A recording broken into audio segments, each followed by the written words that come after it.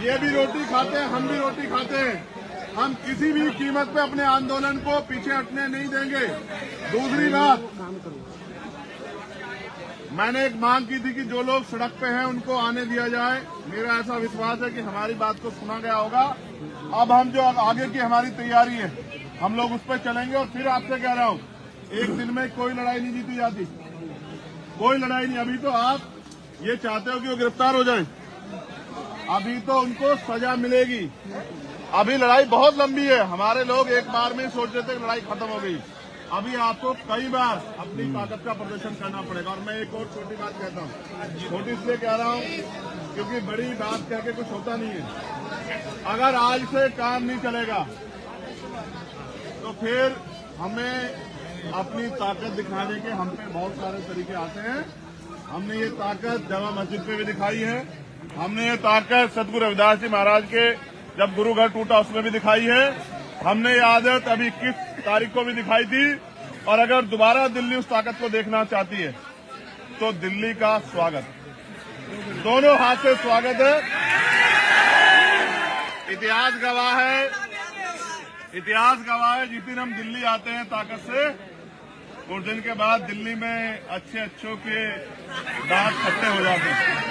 मैंने इसको मैंने मना किया कि मैं घोषणा नहीं करूंगा, वरना यूनिवर्सिटी की हो जाएगी छुट्टी और धारा लग जाएगी 144 और दिल्ली में मना हो जाएगा कि भाई कुछ नहीं करना। अभी तो सिर्फ ये बताने के लिए है कि इसको देखो, असल लड़ाई उस दिन है, ये तो लड़ी रही है, बोल भी रही है और भाई सब लोग इसके साथ है, बीमार में बीएसएफ के लोग भी साथ है, लेकिन इसके आंसू नहीं देख पाया मैं। देखो सच बात ये, बहनों को रोते हुए देखना ये मेरे बस की बात नहीं है। जब ये उस दिन रोई ना तो ऐसा लगा कि क्या कर दें। और हिमांशु जानते हैं इस बात को, मैंने 1 तारीख को कहा था हिमांशु से कि एक दिन का मैं समय निकाल के आता हूँ, लोकसभा से चलेंगे, लेकिन उससे पहले ही सब गड़बड़ हो गया।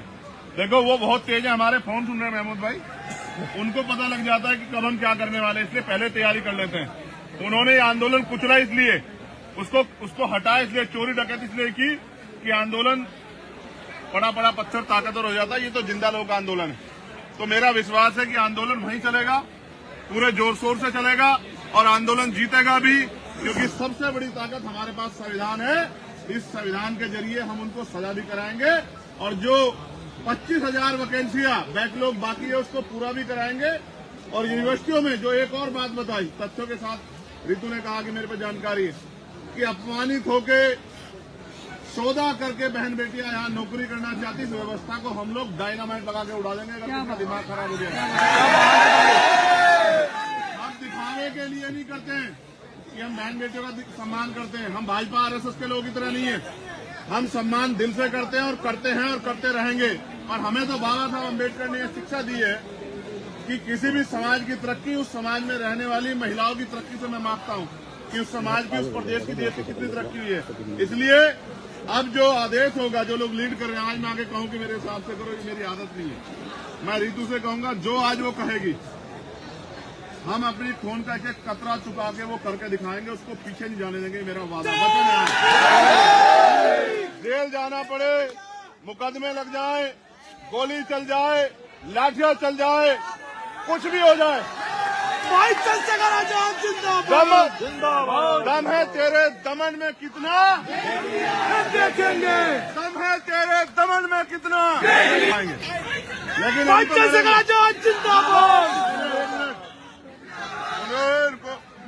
एक नकल दिखाने, फोटो खिंचवाने, माइक के आगे खड़ा होने आए हैं, अलग बात है। अगर कोई मदद करने आया तो फिर अनुशासन में चलना, ऐसा नहीं कि भाग भाग के आगे जाओ। वो इस बात से आइडिया लगा लेंगे कि ये जिम्मेदार लोग नहीं है। जिम्मेदार बनो, नहीं बनोगे कुचले जाओगे। एक एक करके सबका नंबर आएगा। इसलिए धन्यवाद और आपसे आग्रह कि जैसा रितु आदेश करेगी, हमारे दोनों लीडर महेश भाई, हिमांशु जी और नरेंद्र भिकूराम जैन साहब, ये तीनों हमें गाइड करेंगे। हम इनके हिसाब से रितु की बात के साथ आगे बढ़ेंगे। धन्यवाद। जय भीम।